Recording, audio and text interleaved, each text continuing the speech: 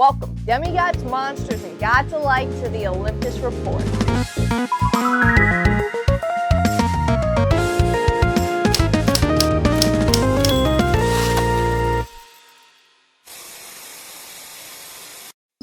We have a lot to talk about Half-Blood, so let's jump right into it.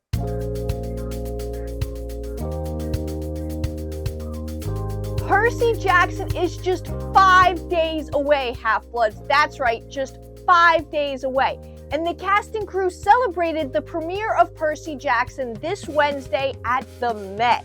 And the cast came out blazing. Everyone looked absolutely incredible, and it seems they had the best time, and they absolutely deserved it. Everyone worked so hard, and it shows.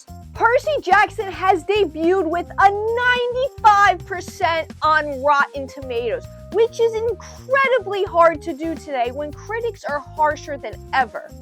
Due to the sheer amount of content that's come out lately and the fatigue that a lot of viewers face.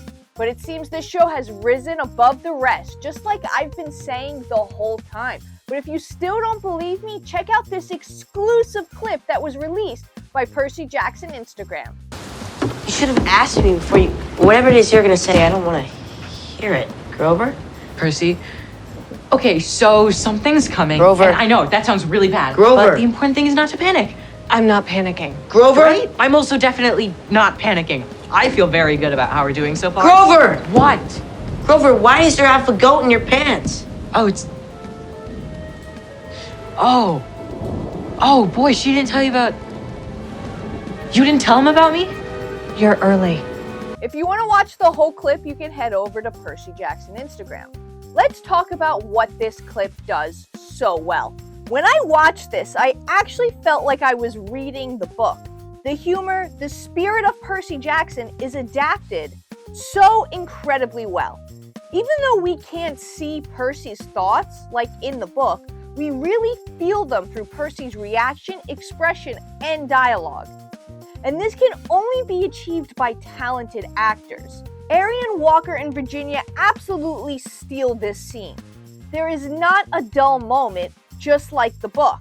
No, not everything has to be exactly like the book, as long as it feels like the book, and this definitely does. And if you don't want to take my word for it, take the critics' word for it. But if you're still skeptical, Entertainment Weekly gave us another exclusive look, and these pictures look absolutely incredible. So let's take a look at them. Up first, let's start with an image of a scene that's been shown exclusively at events, but not to the whole public. Capture the Flag.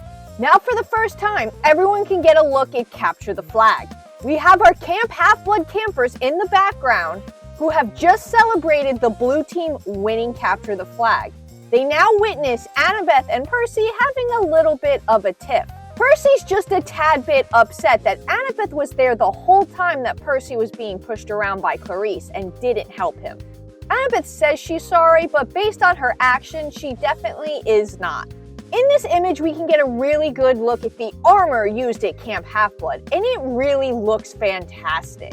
The bronze breastplate, the shoulder pads, and the leather tendrils that go around the waist all give a really unique Greek look. But I think my favorite part of this image is the sheath that Annabeth has strapped to her shin for her dagger. Easily accessible. If we look closely at Percy's arm, we can see that he's bleeding. A slash given to him by Clarice.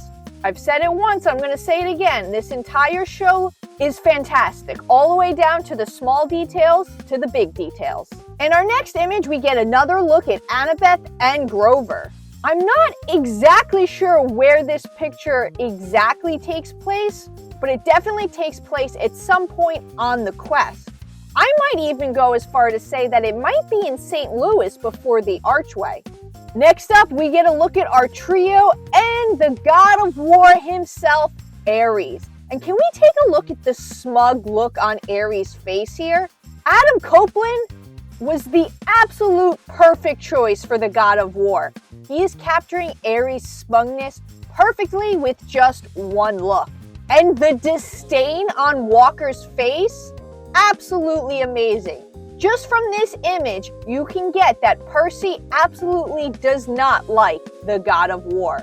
The tension between Percy and Ares is palpable in this image. And to enhance the tension, you can see the look of concern on Grover's face.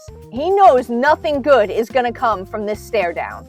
Now, something I would like to point out, it looks like the four of them are at the Lotus Hotel and Casino, which is interesting and a diversion from the book, as Ares meets them before they head to Vegas and actually arranges their ride to Vegas.